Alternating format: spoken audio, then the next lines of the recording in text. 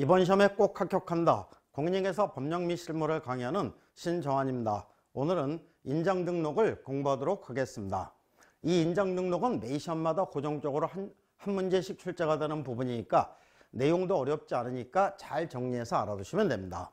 먼저 이 개업공에서는 중개인이 사용할 인장을 등록관청에 등록하도록 하고 있고, 중개인을 할 때는 꼭 이 등록한 인장을 찍도록 규정이 되어 있습니다. 그러면 인장을 등록해야 되는 시기는 업무 개시 전까지 인장을 등록하면 됩니다. 그리고 이제 단서 규정이 있게 되는데, 중개사무소 개설 등록이나 소속공인사 중개보조원에 대한 고용신고와 인장 등록 같이 할 수 있다. 그러니까 가는 김에 인장 등록도 같이 할 수 있다는 얘기입니다. 그래서 인장 등록에서 이제 지문이 나오면 5개 지문이 나오는데, 그 중에서 한 지문은 항상 인장 등록 시기 요걸로서 해서 지문이 나오게 됩니다. 그래서 업무 개시 전까지 등록해야 되는데, 단 중개사무소 개설 등록이나 고용인 고용신고 시에 인장 등록 같이 할 수 있다. 잘 알아두시고, 그러면 어떤 인장을 어디에 어떻게 등록을 해야 되느냐, 등록해야 될 인장과 인장 등록 절차를 살펴보는 제일 먼저 법인인 개업공에서입니다. 법인인 개업공에서는 주된 사무소에서는 상업등기규칙에서 신고한 법인의 인장을 등록을 해야 됩니다. 딱 한 군데 동그라미를 치면 어디? 법인의 인장. 이 법인의 인장하고 대표제 인장하고 같습니까? 틀립니까? 틀리죠. 그래서 이 대표제 인장 이렇게 가면은 이 X가 됩니다. 예전에 23회 시험에서 이렇게 나와서 이제 그 틀린 지문이 되고 요게 정답이 되게끔 문제가 나오게 됩니다. 그래서 이제 주된 사무소에서는 당연히 주된 사무소 등록관청에 인장을 등록을 해야 됩니다. 분사무소에서는 이 주된 사무소와 마찬가지로 상업등기규칙에서 신고한 법인의 인장을 등록해서 사용해도 되는데, 도장 하나를 두 군데서 등록해서 사용하면 불편하겠죠. 불편하면은 분사무소에서는 상업등기규칙에서 대표자가 보증하는 인장을 등록할 수 있다. 그러니까 분사무소에서 등록해야 될 인장은 둘 중에 하나가 되는 거죠. 상업등기규칙에서 신고한 법인의 인장, 상업등기규칙에서 대표자가 보증하는 인장, 둘 중에 하나의 인장을 등록해서 사용하면 되는 겁니다. 분사무소도 주된 사무소 등록관청에 등록을 한다. 요거는 이제 잘 알아두셔야 됩니다. 그렇기 때문에 이제는 분사무소의 모든 법률 관계는 전부 다 주된 사무소를 기준해서 이루어지게 되는 거죠. 분사무소 설치 신고 어디에 되어 있습니까? 주된 사무소 등록관청, 업무보증 설정 신고도 주된 사무소 등록관청, 인장 등록 주된 사무소 등록관청, 분사무소 이전 신고 역시 주된 사무소 등록관청에 하게 됩니다. 그래서 이제 예전에 요게 분사무소 등록관청에 등록을 해야 된다. 이렇게 해서 이제 틀린 지문이 만들어지게 되고, 요게 정답이 되게끔 문제가 나오게 됩니다. 그 다음에 개인인 개업공인사와 소속공인사는 옛날에는 인감증명법에서 신고한 인장을 등록을 해라. 이렇게 이제 규정이 되어 있었는데, 공인중개사 법령에서 개인에 대해서는 인감증명서를 폐지하게 됩니다. 그래서 이제 뭔가로 대체 넣어야 되는데, 가족관계 등록부나 주민등록표에 기재되어 있는 성명이 나타난 인장으로서 그 크기가 가로 세로 각각 7mm 이상 30mm 이내의 인장을 등록을 해야 됩니다. 여기서 이제 7mm 이상 30mm 이내의 인장, 요게 이제 변형이 돼서 틀린 지문이 만들어지게 되는 것이죠. 그래서 예전에 뭐 10mm 이상 40mm 이내의 인장 이렇게 하고 이제 틀린 지문이 나온 적도 있었습니다.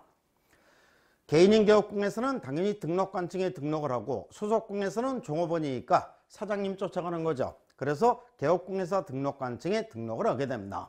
등록 절차는 이 등록 절차를 간소화시키기 위해서 이 법인인 개업공에서는 인감증명서가 폐지가 안 돼 있죠. 개인에 대해서만 폐지가 돼 있지 법인인 개업공에서는 폐지가 안 됐습니다. 그래서 법인인 개업공에서는 인감증명서 제출로 등록에 가름하도록 하고 있습니다. 별도로 신고서를 작성하지 않고 인감증명서를 발급받아다가 이거를 등록관청에 어떻게 그냥 갖다 패대기 치면은 이 자체가 인장 등록이 되는 겁니다. 별도로 신고서를 작성하지 않는다는 얘기입니다. 이것도 이제 매 시험마다 출제가 되는 지문에 해당이 되고, 개인이 개업공인사와 소속공에서는 인감증명서를 폐지했으니까 뭔가로 대체해 넣어야 되는데, 그래서 이제 새로 나오게 된 게 인장등록 신고서가 됩니다. 인장등록 신고서를 제출하도록 규정이 되어 있습니다. 이렇게 해서 이제 이와 같은 인장을 여기에다가 이런 절차를 통해서 인장을 등록하게 됩니다. 등록인장을 변경한 경우는 변경된 인장을 7일 이내에 등록관청에 등록해야 한다. 그래서 항상 요 7일이 변경이 돼서 틀린 지문이 만들어지게 됩니다. 맞는 지문이 만들어질 때는 7일, 틀린 지문을 만들고 싶을 때는 10일, 이렇게 해서 이제 이 지문이 나오게 되니까 요 7일이라는 것을 잘 알아두셔야 됩니다. 등록인장 변경신고서, 등록인장 변경신고서를 제출하도록 규정이 되어 있습니다. 그러면은 요 7일 동안은 등록하지 않은 인장을 사용해도 되는 기간이야? 그건 아니란 얘기입니다. 도장을 찍을 일이 없으면은 7일 이내에 등록해 놓고 도장을 찍을 일이 있으면은 등록하고 찍으라는 얘기죠. 이 7일이라고 하더라도 등록하지 않은 인장을 사용하게 되면은 등록인장 미사용으로서 그에 대한 제재를 받게 됩니다. 즉, 등록인장을 변경해야 되는 사유가 발생해야 되는데 이 변경 사유는 여러 가지가 있을 수 있겠죠. 분실한 경우도 있을 수 있고 훼손된 경우도 있을 수 있고 도장이 마음에 들지 않는 경우도 바꿀 수 있겠죠. 우리나라 사람들은 잘 되면 지 탓이고 안 되면 누구 탓? 조상 탓. 개업공에서는 중개업이 잘 되면 지 탓이고 안 되면 누구 탓? 도장 탓. 이 도장이 재수 없는 도장이라서 중개업이 잘 안 된다고 생각하는 겁니다. 그러면 재수 좋은 도장으로 바꿀 수 있겠죠. 재수 좋은 도장이 뭐라고요? 벼락맞은 대추나무로 만든 도장. 그래서 이 벼락맞은 대추나무로 만든 도장은 도장 자체는 별 볼품 없어도 가격은 엄청 비싸죠.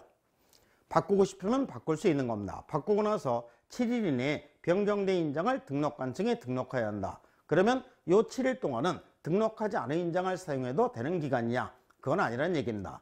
도장을 찍을 일이 없으면 7일 이내에 등록해 놓고 도장을 찍을 일이 있으면 변경 사유가 발생이 되고 1시간 후에 가서 등록해도 되는 거죠. 그래서 등록하고 찍어야 된다는 얘기입니다.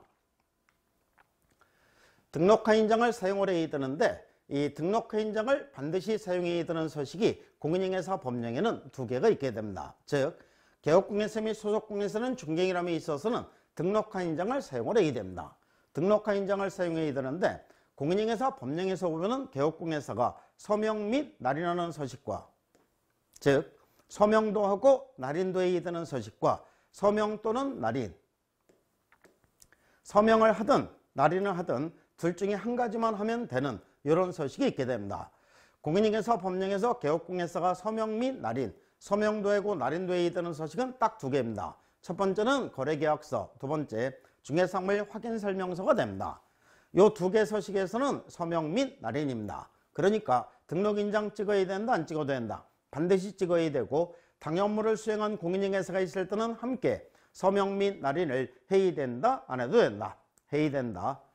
그러니까 인장을 등록하는 것은 결국은 거래계약서, 중개사물 확인설명서에 찍기 위해서 인장을 등록하는 거죠. 나머지 서식은 전부 다 서명 또는 날인입니다. 서명을 하든 날인을 하든 둘 중에 한 가지만 하면 되는데 나머지 서식이라고 했을 때 시험에 나오는 서식은 2개 서식이 있게 됩니다. 첫 번째는 전속중개계약서, 두 번째 부동산거래계약 신고서. 여기서는 서명 또는 날인이니까는 등록인장 찍어야 된다, 안 찍어도 된다? 안 찍어도 되고 당연물을 수행한 공인중개사가 있을 때는 함께 서명 및 날인을 해야 된다, 안 해도 된다? 안 해도 된다. 그래서 이 서명 날인이 문제가 나오는 게 요즘 문제들의 유행입니다. 그러니까 인장 등록 빼고 서명 날인에서만 매 시험마다 한 문제씩 출제가 되는데 서명 날인은 이렇게 접근하면 공인중개사 법령 전체가 다 정리가 되는 겁니다. 그래서 등록인장을 반드시 찍어야 되는 것은 거래계약서와 중개사물 확인설명서가 되고 나머지 서식에서는 등록인장을 사용하지 않아도 되는 겁니다. 이렇게 해서 이제 정리해서 알아두시면 되고 여기 이번에 있을 때는 인장을 등록하자는 미등록과 등록인장을 사용하자는 미사용이 있을 수 있는데 누가 더 나쁜 놈? 똑같이 나쁜 놈. 그래서 똑같이 개업공에서는 업무정지처분서에 해당되고 소속공인에서는 자격정지처분서에 해당이 됩니다. 이렇게 해서 이제 인장 등록을 살펴봤는데 내용 자체가 어렵지가 않죠. 그래도 이제 매 시험마다 고정적으로 한 문제, 서명 날인에서도 한 문제, 이렇게 해서 이제 2문제가 출제가 되는 부분이니까 잘 정리해서 알아두셔야 되는 부분에 해당이 됩니다. 그러면은 문제가 어떻게 나왔나 한번 보겠습니다. 30회 시험에 나왔던 문제입니다. 공인중개사 법령상 인장 등록 등에 관한 설명으로 틀린 것은 틀린 거를 찾으라는 문제입니다. 법인인 개업공예사의 인장 등록은 상업등기 규칙에 따른 인감증명서 제출로 가름한다. 동그라미. 뭐를 생각하시면서? 패대기를 생각하면서 동그라미. 2번 소속공예사가 등록하지 않은 인장을 중개인에 사용한 경우 등록관청은 1년의 범위 안에서 업무의 정지를 명할 수 있다. 소속공인회사에 대해서 등록관청이 1년의 범위 안에서 업무의 정지를 명할 수 있다. X가 되는 거죠. 공인중개사 법령에는 이 룰이 맞지가 않습니다. 소속공인중개사에 대해서는 업무정지 처분 자체가 규정되어 있지 않죠. 소속공인중개사에 대해서는 자격정지 처분이 규정이 되어 있는 거지 업무정지 처분이 규정되어 있는 게 아닙니다. 또한 등록관청이 하는 것도 아니고 1년의 범위 안에서 하는 것도 아니죠. 그래서 이 2번이 정답이 됩니다. 이걸 이제 맞는 지문으로 바꾸려면 소속공인회사가 등록하지 아니한 인장을 중개인에 사용한 경우 시도이사가 되겠죠. 시도이사는 6월의 범위 안에서 자격정지 처분을 할 수 있다. 이렇게 해야 맞는 겁니다. 3번은 인장 등록은 중개사무소 개설 등록 신청과 같이 할 수 있다. 동그라미. 인장을 등록해야 되는 시기는 업무 개시 전인데 다만 중개사무소 개설 등록이나 고용인 고용신고 시에 인장 등록 같이 할 수 있다. 이렇게 이제 규정이 되어 있습니다. 4번은 소속공예사의 인장 등록은 소속공예사에 대한 고용신고와 같이 할 수 있다. 둘 다 인장을 등록해야 되는 시기에 관한 이런 지문이 됩니다. 5번은 개업공예사가 등록한 인장을 변경한 경우 변경일부터 7일이면 맞고 10일이면 X 이렇게 된다고 했죠. 7일 이내에 변경된 인장을 등록관청에 등록해야 한다. 동그라미. 그래서 이제 정답은 2번이 정답이 됩니다. 이렇게 해서 이제 오늘은 인장 등록에 대해서 살펴봤는데 내용 자체도 어렵지 않고 간단하게만 정리해서 알아두시면 시험에 나왔을 때 별 무리 없이 해결할 수 있는 이런 문제에 해당이 됩니다. 다음 시간에는 휴업과 폐업에 대해서 공부하도록 하겠습니다. 감사합니다.